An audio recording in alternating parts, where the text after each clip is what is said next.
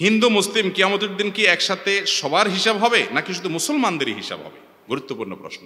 কোরআনে কারিমে সূরা বাকারা 281 নম্বর আয়াতে আল্লাহ তাআলা বলেছেন, ওয়াত্তাকু ইয়াওমান তুরজাউনা ফীহি ইলাল্লাহ সুম্মা তুওয়াফা কুল্লু নাফসিন মা কাসাবাত ওয়া হুম লা ইউজলামুন। তোমরা আল্লাহকে সেই দিনকে ভয় করো যেদিন তোমাদের সবাইকে আল্লাহর কাছে যেতে হবে, এবং প্রত্যেকটা প্রাণকে, প্রতিটা মানুষকে, হিন্দু আর মুসলমান আলাদা নাই, সকল মানুষকে যার যার প্রাপ্য বুঝিয়ে দেওয়া হবে তার কর্ম অনুপাতে। অতএব হিসাব শুধু মুসলমানের হবে না, সকল মানুষের হিসাব হবে। মানুষ তো মানুষ, এমনকি কোনো প্রাণী একজন অন্যজনের প্রতি জুলুম করেছে সেটাও তাদেরকে জীবিত করে ওই দিন প্রতিশোধ নেওয়ার পর তাদেরকে মাটির সাথে মিশে যেতে বলা হবে। বিচারের বাইরে কেউ থাকবে। অতএব বিচারের দিনের জন্য কি দিতে হবে? প্রস্তুতি গ্রহণ করতে হবে। পুরুষের জন্য ডায়মন্ড বা অষ্টধাতুর আংটি ব্যবহার করা যাবে কি না? আমাদের দেশে এখন অনেক কমে গেছে। একসময় দেখা যেত ফেরিঘাটে, বিভিন্ন রাস্তাঘাটে, বাস স্ট্যান্ডে অষ্টধাতুর আংটি বিক্রি হয়, তাই না? দাদা ভাই একটা ভরাট কণ্ঠে রেকর্ড করা ক্যাসেট শুনছেন আপনারা? কত জীবনে বারবার আমরা হাজারো বার শুনছি। সেখানে বলা হয় যে কি শনির দশা, রাহুর গ্রাস, তারপরে কালের দৃষ্টি, এগুলা থেকে বাঁচার জন্য, আপনার কপাল পরিবর্তন, ভাগ্য পরিবর্তনের জন্য এই অষ্টধাতুর আংটি পরীক্ষিত, বিফলে মূল্য ফেরত। অষ্টধাতু কি? রূপা, তামা, এটা সেটা, এইগুলা বলে ব্যবহার করে, এগুলা আংটিতে ব্যবহার করলে তার নাকি ভাগ্য চেঞ্জ হয়ে যায়। সম্পূর্ণ ইমান বিধ্বংসী একটা বিশ্বাস। কেউ যদি এটাকে সিরিয়াসলি বিশ্বাস করে, হাকিকি অর্থ নেয় যে আমার ভাগ্য পরিবর্তন এই অষ্টধাতুই করতে পারে, তাহলে ইমান পর্যন্ত চলে যেতে পারে। এত ডেঞ্জারাস একটা বিষয়। আমরা এটা খুব ছোট জিনিস মনে করি। ছোট জিনিস না এটা, ছোটখাটো বিষয় না, অনেক বড় ধরনের অপরাধ। এটা শিরকে আকবর হয়ে যেতে পারে। কারণ ইমানদার বিশ্বাস করবে তার ভাগ্যের সকল কিছুর নিয়ন্ত্রণকারী কে? লা ইউরাদ্দু তাকদীরু ইল্লা বিদ্দুআ। তাকদীর দোয়ার মাধ্যমে পরিবর্তন হতে পারে। আল্লাহর কাছে দোয়া করবে বান্দা। ওই অষ্টধাতুর কোনো ক্ষমতা, পুরাটাই বোগাস এবং ভুয়া। এটা বিশ্বাস করলে ইমান নষ্ট হতে পারে। বিধায় এগুলো করা যাবে। তবে আংটি ব্যবহার পুরুষরা করতে পারে কিনা, এর উত্তর হলো রূপার আংটি, পরিমিত পরিমাণে রূপার আংটি পুরুষরা ব্যবহার করতে পারে। এছাড়া তামা, লোহা, এটা সেটা, স্বর্ণ, এগুলা পুরুষরা ব্যবহার করবে। অলংকার হিসাবে মহিলারা ব্যবহার করবে। দেখেন এখানে মহিলাদের কত সুযোগ দিছে। মহিলারা পুরুষ কামাই করবে, টাকা পয়সা দিয়ে স্বর্ণ কিনে আনবে। পড়বে কে? পুরুষ পড়তে পারবে না, গুনাহ হবে পুরুষ পড়লে। পড়বে মহিলা। পুরুষ শুধু চায়া চায়া দেখবে দূর থেকে, ব্যাস। দেখছেন মহিলাদের কি পাওয়ার দিছে ইসলাম? বলে ইসলাম বলে মহিলাদের অধিকার দেয় নাই। যাই হোক, তাহলে আংটি পুরুষরা পড়লে রূপার আংটি পরবে, কিন্তু অষ্টধাতু নামে এরকম কোনো আংটি পরা যাবে না। এরপর প্রশ্ন হলো, অন্যের স্ত্রী কৌশলে বা প্ল্যান করে তালাক নেওয়াইয়া ও ইদ্যত পালন করাইয়া বিয়া করলে শরীয়ত সম্মত হবে কিনা? কারোর স্ত্রী, আল্লাহ মাফ করুক, এরকম কৌশল করে যদি কেউ তালাক নেওয়া এবং সে তাকে পরবর্তীতে বিয়ে করার পরিকল্পনা করে, এ সাধারণ জেনাকারী না, বরং একটা সংসার ভঙ্গকারী এবং একজন মানুষ, একজন পুরুষের হক নষ্টকারী, একজন নারীর হক নষ্টকারী, পরকীয়ার মতো ডেঞ্জারাস রোগের রোগী। পরকীয়ার অপরাধে যদি কোনো বিবাহিত মানুষ জড়িয়ে যায়, আল্লাহর জমিনে যত দণ্ডবিধি আছে ইসলামী শরীয়তে, ইসলামী দণ্ডবিধিতে সবচেয়ে কঠিন দণ্ডবিধি কোথার জন্য? এই পরকীয়ার জন্য। এত ডেঞ্জারাস অপরাধ, এত ভয়াবহ অপরাধ। এজন্য পরকীয়ার পদগুলো সব বন্ধ করতে হবে। এই পদ বন্ধ করতে হবে। এবং যদি কেউ এরকম অপরাধ করে, সে সাধারণ কোনো কবিরা গুনাহ করে নাই, বরং মহাপাপের মহাপাপ সে করেছে। আল্লাহ তাআলা আমাদেরকে হেফাজত রাখুন। আমরা একটা কোম্পানিতে চাকরি করি। আমাদের ডিউটির সময় 12 ঘন্টা এবং সে অনুযায়ী আমাদের টার্গেট দেওয়া হয়। এই সময়ের মাঝে আমরা টার্গেট পূরণ করে থাকি। টার্গেট শেষ করার পর যদি ফোনে অথবা নিজের কাজে বিশ্রাম নেই, তাহলে আমাদের ইনকাম হালাল হবে কি না? ভাইরা, কোম্পানি যদি টার্গেট ঠিক করে দেয়, অনেক কোম্পানি আছে ওয়ার্কার ভাইদেরকে, বোনদেরকে টার্গেট দিয়ে দেয়, তোমার এতশো পিস প্যান্টের কাজ করতে হবে, শার্টের কাজ করতে হবে, অমুক কাজ করতে হবে, টার্গেট ঠিক করে দেয়। আপনি টার্গেট পূরণ করে ফেললে কোম্পানির আর কোনো সে থাকে না। এরপরে আপনার কি করলেন না করলেন এটা নিয়ে তাদের আপত্তি নাই। টার্গেটটাই যদি মূল হয়, তাহলে আপনি টার্গেট পূরণ করেছেন, বাকি সময় আপনি ব্যক্তিগত কাজ করলেও আপনার ইনকাম হালাল হবে ইনশাআল্লাহ।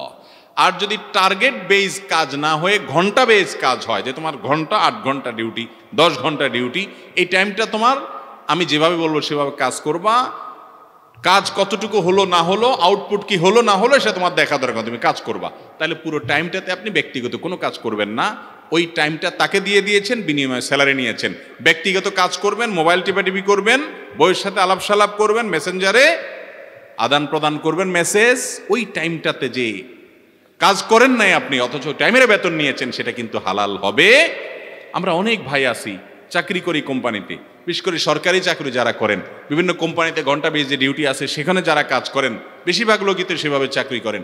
এই চাকরিতে দেখা যায় 8 ঘন্টা 10 ঘন্টা ডিউটি, ওনার 2 ঘন্টা মোবাইল টিপাটিপিতে যায়, 1 ঘন্টা ওনার দেখা যায় যে ব্যক্তিগত আলাপ সালাপে যায়, ব্যক্তিগত হিসাব নিকাশ, বাসার কাজ কাম, তরকারির লিস্ট, বাজারের লিস্ট, কার কি লাগবে, বইয়ের সাথে আলাপ সালাপ, সব ডিউটি মধ্যে সারে। আছে না নাই? ও ভাই, অনেক নামাজি কালামি মানুষও আছেন এই কাজটা করেন, জানেনও না যে তার এই সময়ের উপার্জন হালাল হবে না। এই যুগে জাহান্নামে যাওয়ার জন্য এই স্মার্টফোন যত ভূমিকা রাখবে, আমার তো মনে হয় না অন্য কোনো ডিভাইস মানুষকে এত বেশি জাহান্নামে নিতে পারে।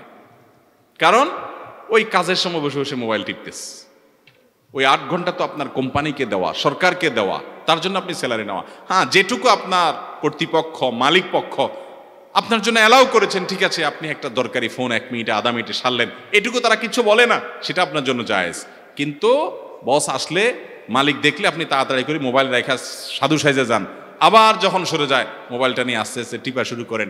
এমনকি টিপতে টিপতে যদি ওয়াজও শুনেন, টিপতে টিপতে যদি হুজুরের আলোচনাও শুনেন, আপনি যদি ইসলামিক পোস্টও ফেসবুকে দেন, ওই কোম্পানির টাইমের মধ্যে ওই টাইমে ওই কাজও যদি করেন, তারপরও উপার্জন হালাল হবে। ইসলামে কালোটে সাদা করার কোনো সিস্টেম নেই। দুনিয়াতে আছে না যে আপনি কালো টাকা কামাই করছেন, কিছু ব্যাড ট্যাক্স দিয়ে দিচ্ছেন, সাদা হয়ে গেছে। আল্লাহর কাছে এসব 2 নম্বর সিস্টেম নাই ভাই। আল্লাহর কাছে কালোটা কালো, সাদাটা সাদা। কালো টাকা কামাইছেন, পুরোটা জায়গা মতো দিয়ে দিতে হবে, ওই কিছু ব্যাড ট্যাক্স দিলে পুরোটা সাদা হওয়ার কোনো সিস্টেম আল্লাহর কাছে। অতএব 2 নম্বরই করে এরপরে বলবেন ঠিক আছে তাহলে কাটাকাটি হয়ে যাক, কিছু আমি জিকির আজকার করি, কিছু ফেসবুকে পোস্ট করি, সারাক্ষণই তো ডিউটির সময় 1-2 ঘন্টা আমি বসে টিকটক দেখলাম, ফেসবুক দেখলাম, ইউটিউব দেখলাম, তো একটু কোরআন হাদিসের 2-1টা পোস্ট দিয়ে দিই, তাহলে কাটাকাটি হয়ে যাবে, এরকম কোনো সিস্টেম আছে? বান্দার হক আল্লাহ, আল্লাহ বলবেন তুমি এই টাইমে কেন এটা করছো, তুমি এই টাইমে দাওয়াতি কাজ অন্য সময় করবা, এই ডিউটির সময় তোমাকে ডিউটি করতে হবে। এই জন্য মুসলমান কখনো ফাঁকিবাজ হতে পারে, যে ফাঁকি দেয় সে কখনো ভালো মুসলমান হতে পারে না। কারণ আমার উপার্জন যদি হারাম হয়ে যায়, দোয়াও কবুল হবে না, ইবাদতও কবুল হবে না। এই জন্য ভাইরা আমার সাবধান, আমার প্রতিটা পয়সা টন করে বাঁচতে হবে, অর্থাৎ পিওর হতে হবে, অল্প কামাই করব, হালাল হতে হবে। আমি প্রায় সময় বলি, এখনো অনেক আল্লাহর নেককার বান্দা আছেন, অনেক নেককার বান্দা আছেন যারা আমাদেরকে শিখিয়ে গেছেন। টুমচর মাদ্রাসার প্রিন্সিপাল সাহেবের কথা এর আগেও কোন একটা আলোচনা আমি বলেছিলাম। সাবেক প্রিন্সিপাল যিনি ছিলেন হারুন আল মাদানী হাফিজাহুল্লাহ, ওনার রিটায়ারমেন্টের সময় উনি কত লক্ষ টাকা যেন মাদ্রাসার ফান্ডে ফেরত দিয়ে দিয়েছেন, যে টাকাটা উনি রিটায়ারমেন্টের সময় পাইছেন একসাথে, ওখান থেকে টাকা ফেরত দিয়ে দিয়েছেন, জমা দিয়ে দিয়েছেন। কেন? বলেন যে আমি এত বছর চাকরি করছি, এর মধ্যে কত সময় না জানি ব্যক্তিগত কাজ করছি, আমার সে হিসাবও নাই, তো আনুমানিক একটা অঙ্ক যে এই টাকাটা আমি নিলাম না, এই টাকাটা আমি ফেরত দিলাম, যাতে করে আমার অ্যাকাউন্টের মধ্যে ওই কাজ না করেও স্যালারি নেওয়ার যে অপরাধ, হারাম খাওয়া, সেটা যেন না ঢুকে। তো এই যুগে আল্লাহর সব বান্দা এদেশেও আছে, আলহামদুলিল্লাহ, আমাদের শিখতে হবে। অতএব ভাইরা আমার, ডিউটির সময় এই 2 নাম্বারই করব না ইনশাআল্লাহ। যদি করতে হয় কর্তৃপক্ষকে জানায় নেবেন, পারমিশন নিয়ে নেবেন, তাহলে জায়েজ হবে। হ্যাঁ, যাদেরকে টার্গেট দেওয়া হয়েছে তারা টার্গেট ফিল আপ করলে তাদের ডিউটি তারা পূরণ করেছেন। আচ্ছা, এরপরে প্রশ্ন হলো,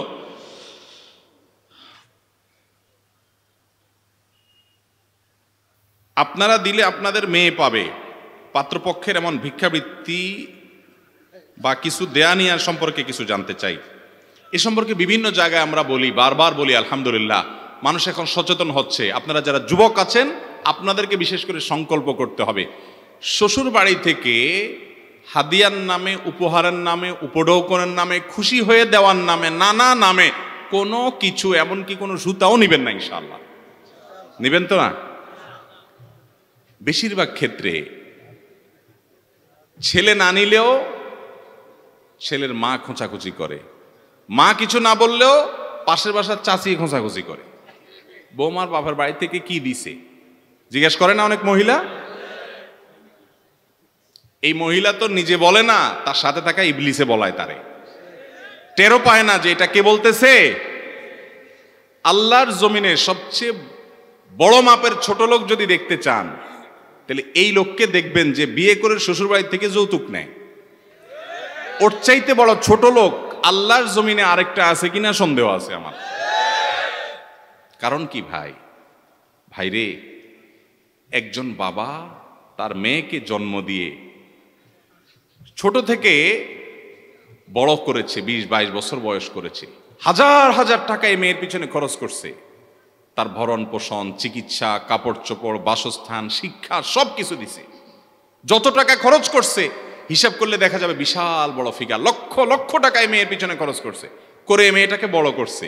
করার পর আপনি বিয়ের প্রস্তাব নিয়ে গেছেন, রাজি হয়ে গেছে তারা দেওয়ার জন্য, আপনার হাতে উঠায় দিছে, চিরকালের জন্য মেয়েটা আপনাকে দিয়ে দিল, চিরকালের জন্য দিয়ে দিছে।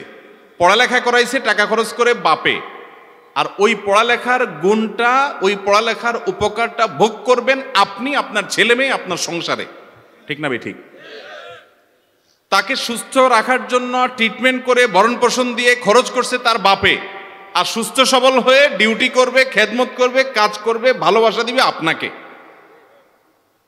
উচিত তো হলো মেয়ের বাপের কাছে গিয়ে বলা, শ্বশুর আব্বাজি, আপনার মেয়েকে জন্ম থেকে এই বড় করা পর্যন্ত যত টাকা খরচ করছেন কত হয়েছে আনুমানিক একটা অঙ্ক বলেন, আমি ফকিরের ভূত হলেও চেষ্টা করব অন্তত কিছু আদায় করার। উচিত ছিল এরকম বলা কাঙ্গালের মতো।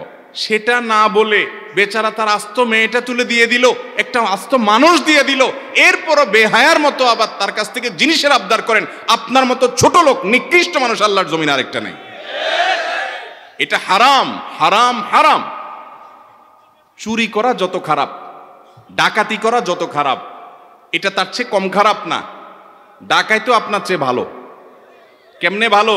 কারণ ডাকাতের ডাকাতি দেখলে বোঝা যায় যে ছুরি বাইর করছে, পিস্তল বাইর করছে, বোঝা যায় এখন ডাকাতি করবে। আপনারা দেখে বোঝার উপায় নাই। বিয়ে করতে গেছেন এমন ভদ্র সেজে, মুখে রুমাল দিয়ে, সাদা পাঞ্জাবি পরে, মাথায় পাগড়ি লাগাইয়া, মনে হয় যে এই গ্রামের সবচেয়ে ফেরেশতা ছেলে এটা, অথচ আপনি হলেন সবচেয়ে ছোট লোক। ভালো সাইজা আসছেন, আল্লাহর ওলি সাইজা, দোজানো হয়ে বসে রয়েছেন মুরব্বীদের সামনে, নড়াচড়াও করতেছেন না, মনে হয় যে ভাজা মাছটা উল্টে খাইতে পারেন না। মাশাআল্লাহ, এত ভদ্র ছেলে, মাশাআল্লাহ, মাশাআল্লাহ। অথচ ওই বেটা, ওই বেচারা তার আস্ত মেয়েটারে উঠাই দিছে, কলিজাটা ছিঁড়ে চলে যাচ্ছে, তার সব দিয়ে দিছে। এরপরে আবার তার কাছ থেকে যদি একটা সুতারও আশা করেন তো আপনি ছোট লোক, ছোট লোক, ছোট লোক। আপনি হারাম খাচ্ছেন। অনেক বুড়া মুরব্বী আছে কপালে দাগ পড়ে গেছে সেজদা দিতে দিতে, কিন্তু ছেলের বাপের বা ছেলে মেয়ের বাপের বাড়ি থেকে, অর্থাৎ বৌমার বাপের বাড়ি থেকে কিছু না দিলে ওনার মুখ কালো। আছে না নাই? চাচা এই সেজদা দিয়ে কি লাভ হবে রে বাবা? হারাম খায়া জুলুম করে অপরাধ করছিল মেয়ে জন্ম দিয়ে। ওই বেটা, ওই বেচারা অপরাধ করেছে মেয়ে জন্ম দিয়ে, যে তার অপরাধের প্রায়শ্চিত্ত হিসেবে এখন টাকা দিতে হবে আপনাকে, মেয়েও দিবে সাথে টাকাও দিবে। এই মূর্খতা, এই বর্বরতার বিরুদ্ধে আমাদের সংগ্রাম করতে হবে। যুবকরা, আমাদের বিয়েতে কোনো সুতাও আনা নেওয়া করা যাবে। সবাই প্রতিজ্ঞা করবেন তো ইনশাআল্লাহ? কোনোভাবে আনতে দিবেন না। মুরব্বীরাও প্রতিজ্ঞা করবেন। আর আশেপাশে মহিলারা যারা ইসফিস করে আপনার মার মাথা গরম করে, আপনার বউরে আয়সা বলে ওই পাশের বাসার ছেলে শ্বশুরবাড়ি থেকে কতগুলা জিনিস পাঠিয়েছে, আমার জানা নাই দুনিয়ার কোথায় ছোটলে আছে কিনা। আমের সময় আম দাও, জামের সময় জাম দাও, কাঁঠালের সময় কাঁঠাল দাও, কোরবানের সময় গরু ছাগল দাও, রমজানের সময় ইফতার দাও। আরে ভিক্ষুকও তো এত রকমের ভিক্ষা করে না। ভিক্ষুকরে কটা টাকা দিলে অন্তত সে খুশি হয়ে যায়। ভিক্ষুকও তো বলে না, ভাই আমার এই শীতের সময় কাপড় দেন, ঈদের সময় সেমাই চিনি দেন, কোরবানের সময় গরু ছাগল দেন, এরপরে টাকা দেন, আমের সিজন হয়েছে আমার আম খাওয়ার টাকা নেই, আপনি আম পাঠান। ভিক্ষুকে ভিক্ষাও তো এত আইটেম করে না। এই যৌতুক কররা যত আইটেমে যৌতুক খায়, এটার সমূলে এই সমাজ থেকে আমরা উঠে দেব ইনশাআল্লাহ। ঠিক আছে না? এই যৌতুকের শেকড় সহ উপরে ফেলতে হবে, না হলে আল্লাহর কাছে গুনাহগার হবেন। মুরব্বীরা নিয়াত করবেন তো ইনশাআল্লাহ? আর যারা আগে খাই ফেলছেন তারা কি করবেন এখন? খায়া খায়া যে তাগড়া তাগড়া হইছেন, ভাইরা আমার, আগে যদি খায়া আকাম কোকাম করে থাকেন, এখন সব জমাটমা দিয়া মাপটাপ চাইয়া আল্লাহর কাছে, বান্দার কাছে ফ্রেশ হয়ে যাবে। ঠিক আছে তো ইনশাআল্লাহ? কোনো মজার কথা না, সিরিয়াস কথা। কোনো যৌতুক চলবে। মেয়ের বাপের বাড়িতে আরো বেশি করে দিবেন। আপনি ছেলের বাপ, মেয়ের বাপরে সারাদিন। আমাদের দেশে অনেক এলাকায় এখনো প্রচলন আছে, ছেলের মাকে মেয়ের মা বাতাস করা লাগে। কেন? কারণ উনি কি? মেয়ের মা, আর উনি কি? ছেলের মা। আর এটা তো উল্টা হলো, মেয়ের মাকে বাতাস করতে হবে, খাওয়াইতে হবে, হাত পা টিপতে হবে। যে বোন, আপনার মেয়েটা আস্ত একটা মেয়ে তুলে দিয়ে দিচ্ছেন। যারা এরকম করেন, মানুষের মেয়ের বাপ হওয়ার কারণে, মেয়ের মা হওয়ার কারণে যারা চাপাচাপি করেন, জুলুম করেন, শুনে রাখেন ভালো করে, আল্লাহ আপনাকে যখন মেয়ে দিবে তখন বুঝবেন একটা মেয়ের বাবা হলে মেয়েদের প্রতি ছেলেদের চাইতে টান বেশি থাকে বাপ মার। অনেক কষ্ট হয়। এই মেয়েটা চিরকালের জন্য একটা সংসারে চলে যাবে, পরকে আপন করে নিবে, আপনি সারা জীবন তার এই কৃতজ্ঞতা এটা আদায় করা উচিত। সেটা না করে আপনি যৌতুক কামনা করছেন। আরেকটা অপকর্ম আছে বিয়েকে কেন্দ্র করে, এটার নাম হলো বরযাত্রী। কি যাত্রী? আরে বরযাত্রী না, ওটার নাম কি? আমি দিছি, ওটার নাম হলো বরযাত্রী। সেটা কি? আপনি আস্ত একটা মেয়ে তুলে নিয়ে আসছেন আরেকজনের বাড়ি থেকে, খুশির চোটে আপনি সবাই অলিমা খাওয়াই দিবেন, এটা হলো সুন্নত। যে মাশাআল্লাহ একটা আস্ত মেয়ে, এত বড় করা, কত টাকা, কত শ্রম, কত চোখের পানি, কত রাত জেগে মা বাপ কষ্ট করে মানুষ করছে, আমি তুলে ডাইরেক্ট নিয়ে আসছি গায়েত করে ফুলের মালা দিয়া, সারা জীবনের জন্য এখন আমার। শরীয়ত বলে এখন স্বামীর কথা শোনো, বাপমার কথা শোনা লাগবে না। বাহ, আপনি তুলে নিয়ে আসছেন, এই খুশির চোটে সবাই খাওয়াবেন, সেইটার খবর নাই। উল্টা বরং আবারও 200 মানুষ, 300 মানুষ, 400 মানুষ, 500 মানুষ আবার বায়না ধরে, আবার এটা নিয়ে বার্গেনিংও করে, না আমাদের 300 লোক যাবে, আমাদের 400 লোক যাবে, আছে না নাই? যায় তারপর মেয়ের বাপের বাড়িতে খাইয়ে আসে। এটার নাম বরযাত্রী না, এটার নাম বদযাত্রী। ঠিক ঠিক তো বলতেছেন, সবাই তো বদযাত্রী যায় খান। বুকের পাটায় বল আছে যে বদযাত্রী যাব না? বদযাত্রী যাব না? বিয়ে করছো তুমি ছেলে, পারলে অলিমা খাওয়াও, আর না পারলে চুপ থাকো। শ্বশুর বাড়িতে নিয়ে আরেকজনকে খাওয়াবা, তোমার লজ্জা নাই? কেন তার বাড়িতে নিয়ে আরেকজনকে খাওয়াবা? হ্যাঁ, মেয়ের বাবা নিজে খুশি হয়ে জোর করে খাওয়াচ্ছে, সেটা ভিন্ন কথা, কিন্তু বার্গেনিং করে খাওয়া জায়েজ নাই। কিন্তু এগুলো হয় কি হয় না গ্রামে? দর কষাকষি হয়। আপনাদের এলাকায় আছে এগুলা? না, আমাদের 300 লোক যাবে। একটা ঠান্ডা মাথার কথা শুনেন, বিয়ে করছেন আপনি, আপনার ছেলে বিয়ে করছে, গ্রামের 500 মানুষ খাইলে আপনার কি লাভ? টাকা খরচ হলে আপনার ব্যয়ের টাকা খরচ হবে, ব্যয়ের টাকা খরচ হবে, আপনার শ্বশুরের টাকা খরচ হবে, তারা তো আপনার আপন, এখন আত্মীয় হয়ে গেছে, তাদের টাকা খরচ করে গ্রামের হাতে ভূতের মানুষে খাওয়াইলে আপনার কি লাভটা? লাভ তো নাই, বরং চুলের তেল নুন বেশ কম, লবণ একটু কম হইলে বদনামি হবে। অনেক এলাকায় তো বিয়ের অনুষ্ঠানে ওই চিংড়ি দেয় না, এটা নিয়ে মারামারিও হয়, বিয়েও ভেঙে যায়। ছোট লোক কোন লেভেলের হলে চিন্তা করেন। আর ওই বাড়িতে যা খাইতেছেন, যে ওই রাইটই তো আপনার নাই, আপনি ছোট লোক, আবার সেখানে যা দাবি করতেছেন চিংড়ি দেয় নাই, এর জন্য আবার মারামারি করতেছে। এর চেয়ে বড় ছোট লোক আর আল্লাহ জমিন আরেকটা আছে? আল্লাহ আমাদেরকে বুঝার তৌফিক দান করুন। যুবকরা জাগবো তো ইনশাআল্লাহ। সকল অন্যায়ের মূল উফরে ফেলতে হবে। এরপরে প্রশ্ন হলো, দেনমোহর আর কাবিনের মধ্যে পার্থক্য কি জানালে উপকৃত হব। এই প্রশ্ন বিভিন্ন জায়গায় মানুষ করে, আমি ঠিক বুঝলাম না যে এটা কেন করে। অনেকে হয়তো মনে করে বিয়েকে কেন্দ্র করে দেনমোহর এক জিনিস আর কাবিন আরেক জিনিস, দুই রকমের অর্থবোধয় দিতে হয়। না, এটা ভুল ধারণা। কাবিন সাধারণত কাবিন নামা বলা হয়, বিবাহর চুক্তি যে ফরমে হয় ওইটারে কাবিন নামা বলে, ওইটা একটা কাগজের নাম বলতে পারেন, কাবিন নামা। আর এমনি কাবিন বলতে কখনো কখনো মহরেরই অপর নাম, মহর আরবি, ওইটাকে অনেক সময় কাবিন বলে আমাদের দেশে বাংলা। তো বিয়ে উপলক্ষে একটাই দান করতে হয়, সেটা হলো স্ত্রীকে মহর পরিশোধ করে দিতে হয়, স্ত্রীকে মহর দিয়ে দিতে হয়, এটাই বিয়ে উপলক্ষে একমাত্র প্রদেয় দিতে হয়। অতএব মহর ওইটাই দিবেন। আর কাবিন যদি আপনি মহর অর্থে ধরেন, তাহলে কাবিন যা মহর তা একই বলতে পারেন। আর কাবিন নামা যখন বলবেন, ওইটা অর্থ হবে বিয়ের ফরম। অতএব কাবিন নামে আলাদা কিছু দিতে হয়, মহর নামে আলাদা কিছু, এরকম কিছু না, দিতে হয় একটাই। বিয়েতে মহর যেটা ধার্য করবেন, বউরে সেটা দিবেন। সেটাও আমাদের দেশে দেয়। যারা বিয়ে করছেন, বউয়ের মহর যা ধরা হয়েছে হিসেব করে সব বউরে বুঝাই দিছেন। এরকম বাপের পুত, মায়ের পুত যারা আছেন, হাত তোলেন তো দেখি, কয়টা বাপের পুত আছে দেখি গুনি, আর সব মায়ের পুত হাত নামান। পেছনেও আছে, খুব বেশি নাই তো। উসুল, উসুল আরেক 2 নাম্বারই, আরেক 2 নাম্বারের নাম কি? উসুল। আরে উসুল রে, 50,000 টাকার বাজার করছেন, উসুল লেখেন 1.5 লাখ টাকা। আহা ভাই রে, দুনিয়াতে 2 নাম্বারই চলবে, কিয়ামতে এগুলো সব হিসাব করে দিতে হবে। স্ত্রীকে মোহর দিয়ে দিবেন, তাকে স্বাধীনতা দিয়ে দিবেন, তোমার যা খুশি তা করো, তুমি কি করবো আমার জানা দরকার, তোমার বাপকে দাও, তোমার মাকে দাও, তুমি নিজে রাখো, স্বাধীনতা দিবেন। এরপরে প্রশ্ন হলো, শীতকাল আসলে দেখি অনেকে মেইন লাইন থেকে কারেন্ট নিয়ে ব্যাডমিন্টন খেলে, এটা জায়েজ আছে কিনা?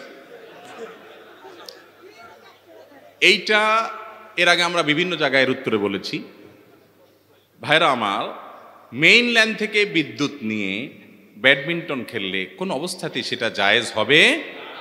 এই বিদ্যুৎ যেই কোম্পানির অধীনে আছে, এটার উৎপাদন খরচ আছে, এটার মূল্য আছে, আপনি সেখান থেকে নিয়ে খেলতেছেন, বিল পরিশোধের নাম নাই, গন্ধ নাই, মিটারই নাই, বিল পরিশোধ করতে করবেন, তাহলে এটা হলো বিদ্যুৎ চুরি। এটা হলো কি? তো আপনি খেলার জন্য চুরি কেন করবেন? আপনি খেলতে মনে চাইছে, ব্যায়ামের উদ্দেশ্যে খেলেন। খেলা এই যে ফুটবল ভূতের মতো পড়ে থাকে টেলিভিশনের সামনে, এগুলোর চাইতে যারা এই ব্যাডমিন্টন খেলে তারা 1000 গুণ উত্তম। কারণ সে নিজের শরীরের ব্যায়াম হচ্ছে, সেটা খেলতেছে। এখানে জুয়া বা হারাম কিছু যদি না থাকে, তাহলে সেক্ষেত্রে সে খেলাধুলা করতে, সেটা তার লাভ। আর ওখানে গোল দিচ্ছে কোন দেশের কোন অমুসলিম, কোন দেশের কে, তার লাভ। গোল দিলেও হের লাভ, গোল হারলেও তার লাভ, আপনার কোনোই লাভ নেই। আপনি হুদাই গোল বলে লাফাইতেছেন, আর গোল না হলে কামতেছেন। আপনার মতো বোকা কে আছে আল্লাহর জমিনে? আপনার কি লাভ, আপনার কি লস? তো এর চাইতে বরং যারা নিজেরা মাঠে খেলাধুলা করে, তাদের শারীরিক ব্যায়াম হয়, ঘাম ঝরে, চর্বি গলে, তাদের মানসিক রিফ্রেশমেন্ট হয়। নবী করিম সাল্লাল্লাহু আলাইহি সাল্লাম দৌড়াদৌড়ি, তীর প্রতিযোগিতা, তীর মারার প্রতিযোগিতা, শুটিং এবং এ জাতীয় খেলাধুলা যেগুলো আছে, সেগুলোকে তিনি উৎসাহ দিতেন এবং সাহাবীদেরকে এগুলোর অনুমোদন করতেন নবী করিম সাল্লাল্লাহু আলাইহি সাল্লাম। বিধায় শরিয়ার সীমানার মধ্যে থেকে খেলাধুলা করলে সেটা জায়েজ আছে, বরং ভালো উদ্দেশ্য করলে সেটা অনেক ভালো কাজও হতে পারে। বিশেষ করে মুসলমান তার শারীরিক ফিটনেস ঠিক করে রাখবে, যে কখনো আল্লাহর রাস্তায় জিহাদ করার দরকার হলে যেন সে করতে পারে। কিন্তু তাই বলে আপনি ব্যাডমিন্টন খেলার জন্য মেইন লাইনের বিদ্যুৎ চুরি করে তো আপনি এই শারীরিক কসরত বা ব্যায়াম খেলা খুলতে পারেন। এখন যুবকরা বলবেন, তাহলে কি খেলা বন্ধ করে দেবো? না, বন্ধ করার দরকার নেই। কোন এক বাসা বাড়ি থেকে, যেখান থেকে এই বিদ্যুতের লাইনটা নিলে কোনো অসুবিধা হবে না, লাইন এটা নেওয়ার মতো ক্যাপাসিটি আছে, সেখান থেকে লাইনটা নেন এবং ওই বাড়ি মালিককে রাজি করান যে চাচারে বাবারে আমরা একটু খেলবো, কয় টাকার বিল আসবে আমরা মাসে মাসে দিয়ে দিব, এরপর আপনি করেন। আপনি মেইন লাইন থেকে বিদ্যুৎ দিতে পারবেন না। অনেকে সরকারের উপরে নাখোশ হয়ে, নারাজ হয়ে বলে যে না, এইটা জায়েজ আছে। আপনি সরকারের উপর, আপনি আমার উপরে কোনো কারণে নারাজ, তাই বলে কি আমার কোনো জিনিস আপনি ব্যবহার ছাড়া নিতে পারবেন? এটা কোনো জায়েজ হওয়ার কোনো রাস্তা হতে পারে? এই জন্য ভাইরা, এই কাজটা করা যাবে না। ব্যাডমিন্টনের কথা কি বলবো আর, অনেক ওয়াজ মাহফিল হয় মেইন লাইনের বিদ্যুৎ দিয়া। মাহফিল কর্তৃপক্ষ বিল দেওয়ার তো কোত্থেকে, মিটারই না, বিল দেবো কোত্থেকে, ডাইরেক্ট নিয়ে নিছে। তা আপনার এই পারমিশন কে দিছে? অবশ্যই আপনি হয় বিল পরিশোধ করবেন, আর না হলে যার মিটার আছে তার থেকে অনুমতি নিয়ে আনবেন। বিদ্যুৎ চুরি করে আপনার ওয়াজ শুনেতে কেউ বলে নাই। গাছের গোড়া কেটে আগা দিয়ে পানি দিলে হবে না। আল্লাহ আমাদের বোঝার তৌফিক দান করুন। এরপর প্রশ্ন হলো, অন্যের স্ত্রী কৌশলে বা প্ল্যান করে তালাক নেওয়াইয়া ও ইদ্যত পালন করাইয়া বিয়া করলে শরীয়ত সম্মত হবে কিনা? কারোর স্ত্রী, আল্লাহ মাফ করুক, এরকম কৌশল করে যদি কেউ তালাক নেওয়া এবং সে তাকে পরবর্তীতে বিয়ে করার পরিকল্পনা করে, এ সাধারণ জেনাকারী না, বরং একটা সংসার ভঙ্গকারী এবং একজন মানুষ, একজন পুরুষের হক নষ্টকারী, একজন নারীর হক নষ্টকারী, পরকীয়ার মতো ডেঞ্জারাস রোগের রোগী। পরকীয়ার অপরাধে যদি কোনো বিবাহিত মানুষ জড়িয়ে যায়, আল্লাহর জমিনে যত দণ্ডবিধি আছে ইসলামী শরীয়তে, ইসলামী দণ্ডবিধিতে সবচেয়ে কঠিন দণ্ডবিধি কোথার জন্য? এই পরকীয়ার জন্য। এত ডেঞ্জারাস অপরাধ, এত ভয়াবহ অপরাধ। এই জন্য পরকীয়ার পথগুলো সব বন্ধ করতে হবে, এই পথ বন্ধ করতে হবে। এবং যদি কেউ এরকম অপরাধ করে, সে সাধারণ কোনো কবিরা গুনাহ করে নাই, বরং মহাপাপের মহাপাপ সে করেছে। আল্লাহ তাআলা আমাদেরকে হেফাজত রাখুন। এরপরে প্রশ্ন হলো, যারা বিধর্মী ফুটবলারদের সমর্থন করে এবং তাদের নিয়ে মারামারি ও ঝগড়া করে, তাদের সম্পর্কে ইসলাম কি বলে? তাদেরকে ইসলাম কি বলে এটা পরে বলি। তাদেরকে আমরা বলি কলুর বলদ। কলুর বলদ চিনেন? চিনেন না? কলু হইল এক ব্যক্তির নাম, কলু হইল একটা লোকের নাম। কলুর বলদটাকে, বলদ হইল, কলুত একটা ঘানি আছে, ঘানি, সরিষা ভাঙার ঘানি, বুঝেন? ঘানি আছে, বলদ আছে, বলদের ঘাড়ে জোয়াল দিয়া চোখ বাইন্ধে দেয় কলুয়ে, দেওয়ার পর বলদরে হৈট হৈট করে, বলদ হাঁটা শুরু করে। এবার চারপাশে শুধু ঘুরতে থাকে। বলদ মনে করে কি গোয়ালঘরের এই বন্দি জীবন থেকে মুক্তি হয়ে আমি জানি কোন উন্মুক্ত বনে চলে যাচ্ছি, ঘাস আর ঘাস, সেখানে শুধু চোখ বাঁধা তো, শুধু স্বপ্ন দেখে দেখে সে দৌড়াইতে থাকে আর দৌড়াইতে থাকে। এদিকে কলুর সরিষার দানা দেয়, নিচ দিয়ে টপ টপ করে সরিষার ফোঁটা পড়তে পড়তে তার বালতি ভরে যায়, তেল কামাই করে। তো কলু বলদরে চোখ বাঁধে দিয়ে দিছে হাঁটার জন্য। কলু বলদে হাঁটতেছে হাঁটতেছে খুশির চোটে, সে মনে করতেছে কি কামাই করে ফেলতেছে, কি খুশি হয়ে যেতেছে, কি অর্জন করে ফেলতেছে, কিছু একটা উল্টে ফেলতেছে। সে হাঁটতেছে আধা ঘন্টা, 1 ঘন্টা, 2 ঘন্টা, 4 ঘন্টা, 6 ঘন্টা হাঁটার পর কলুর 2, 4, 5, 10 লিটার তেল হয়। এগুলো বেচে তার পয়সা হয় কসকসা। আর বলদে সারাক্ষণ হাঁটার পর চোখটা যখন খুলে দেয়, দেখে যে ওখানেই তো দাঁড়িয়েছ। কোন দেশের কোন খেলোয়াড় খেলতেছে সেই দেশের এম্বাসিটাও আমার দেশে নাই, আমার দেশের এম্বাসিও ওই দেশে নাই। তাদের দেশের সাথে আমাদের দেশের রাজনৈতিক সম্পর্কও নাই, কূটনৈতিক সম্পর্কও নাই, অর্থনৈতিক সম্পর্কও নাই, বাণিজ্যিক সম্পর্কও নাই, ধর্মীয় সম্পর্কও নাই। আমার রবকে ওই খেলোয়াড়ের রব হিসাবে স্বীকার করে না। ওদের জামা কাপড়ে বিভিন্ন জায়গায় সমকামিতার প্রমোশন করার জন্য যে রংধনু আছে, রংধনুর আপনার বিভিন্ন সিম্বল তারা বহন করে, বিভিন্ন উল্কি তাদের শরীরে আঁকে, সিম্বলিক। যারা আমার রবকে, দিনকে শুধু মানে না তা না, তারা আল্লাহর বিরুদ্ধে বিদ্রোহ করার শামিল এরকম কাজগুলো করে। আর আমার দেশের সাথেও তাদের কোনো সম্পর্ক নাই। তাদের দেশের পতাকা দিয়া নিজের পয়সা টাকা খরচ করে তাদের জন্য সমর্থন করা, তাদের জন্য পতাকা উড়ানো, তাদের জন্য জার্সি কিনা, তাদের জন্য লাফালাফি করা, মাতলামি করা, উন্মাদনা করা, পাগলামি করা, ঝগড়াঝাটি করা, রাতকে রাত জেগে থাকা, এই সব কিছু করার পর আমরা মনে করতেছি, উল্টে ফেলতেছি, অনেক কিছু হয়ে যাচ্ছে, আমি অমুক দেশের সমর্থক, তমুক দেশের সমর্থক। দিন শেষে আমাদের এই সমস্ত আবেগকে পুঁজি করে ওই আসর জমজমাট হচ্ছে। ওরা ডলার আর পয়সা কামাইতেছে কলুর তেলের মতো, আর বলদের মতো আমরা ঘুরতেছি। এই জন্য আমি বলি এগুলো হলো কলুর বলদ রে ভাই। লাভ কি বলেন? আপনার কি লাভ? আল্লাহ তাআলা আমাদেরকে বুঝার তৌফিক দান করুন। লস আছে, অনেক লস। ওই পর্দাতে যখন খেলা দেখেন, শুধু খেলা আসে না, আরো কিছু আসে। হারাম জিনিস দেখা লাগে না?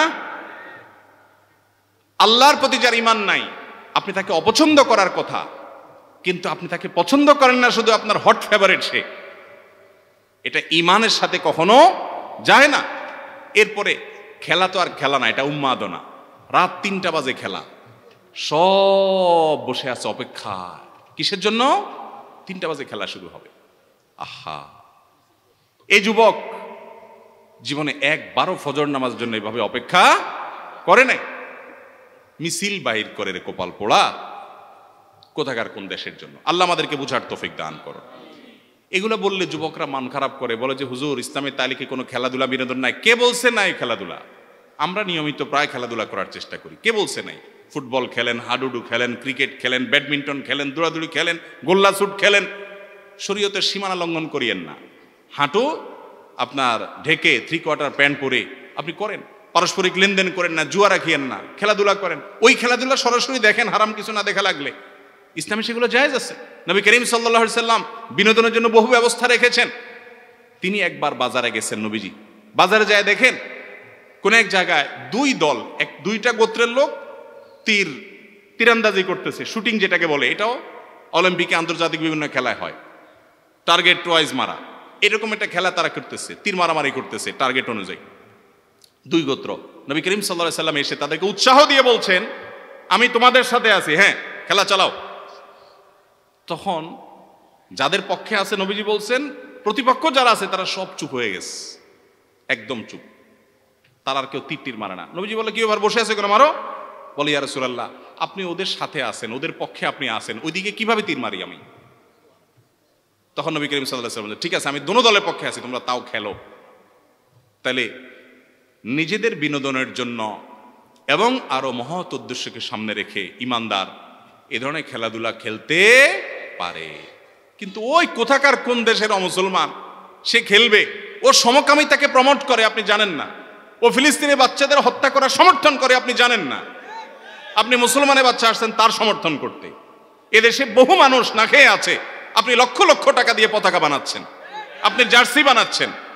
গরিবকে দেওয়ার দরকার নাই, ওই টাকা দিয়ে আপনার মায়ের জন্য একটা আইসক্রিম কিনে নিয়ে যান, বোনের জন্য একটা কাপড় কিনে নিয়ে যান, জামা কিনে নিয়ে যান, নিজের জন্য কিনে নিয়ে যান। নিজের বাপরে জীবনে একটা সুতা কিনে দিতে মনে চাই নাই, বাপের টাকাই জমায়া জমায়া বাপকে একটা গিফট কোনোদিন দেন নাই। আপনি কোথাকার কোন অমুসলমানের জন্য, কাফেরের জন্য, মুশরিকের জন্য, আল্লাহর দুশমনের জন্য আপনি টাকা দিয়া জামা কিনছেন, জার্সি কিনছেন, পতাকা কিনছেন। আল্লাহর কাছে জবাব দিয়ে করা লাগবে না এগুলো?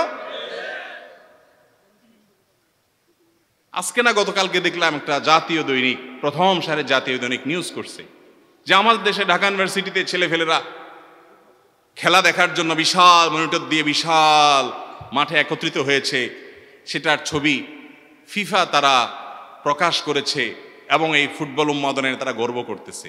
দুনিয়াত আর কোনো দেশে মানুষে এত বেকুব পায় নাই যত বেকুব পাইছে এ দেশে মানুষকে। এ দেশের খেলোয়াড়রাও নাই সেখানে, তাও মাতলামের কোনো, যারা খেলায় আছে এরকম অনেক দেশ আছে যাই দেখেন তারা যার যার চরকায় তেল দিতেছে, আর ওই যে কলুর বলদ যে শুধু কি করতেছে, ঘুরতেই আছে। লাভ হইতেছে কার? ওই জায়গায় বসা কলুদের, যারা খেলতেছে এদের। আল্লাহ আমাদের বুঝার তৌফিক দান করো। যারা বিধর্মী, আচ্ছা এটা প্রশ্ন উত্তর গেল। পছন্দের দল হেরে দ্বারা প্রমাণিত নয়। এরপর প্রশ্ন হলো, আমি একটা মেয়ের সাথে হারাম রিলেশন করি, এখন আমি আল্লাহর ভয়ে ওই মেয়েকে ত্যাগ করতে চাই, আমার করণীয় কি? যদি কেউ কোনো মেয়ের সাথে হারাম সম্পর্ক করে, ত্যাগ করার জন্য তার সদ ইচ্ছা দরকার। সে নিয়ত করে চলে আসবে, সকল সম্পর্ক ছিন্ন করবে। এতে যদি মেয়ে মন খারাপ করে, অন্যরা মন খারাপ করে, খারাপ বলে বলো, কিন্তু হারাম থেকে সরে আসতে হবে। কিন্তু তাই বলে মতলববাজি করা যাবে না। মতলববাজি অনেক ছেলেরা করে, যে কয়দিন পর পর একজনের সাথে সম্পর্ক, আরেকজনের সাথে সম্পর্ক। আরে সম্পর্ক তো তার সাথে করবেন যার সাথে বিয়ে করে স্থায়ীভাবে তাকে আপন করে নেবেন, অজাগায় কুজাগায় ভালোবাসা দেওয়া যাবে না।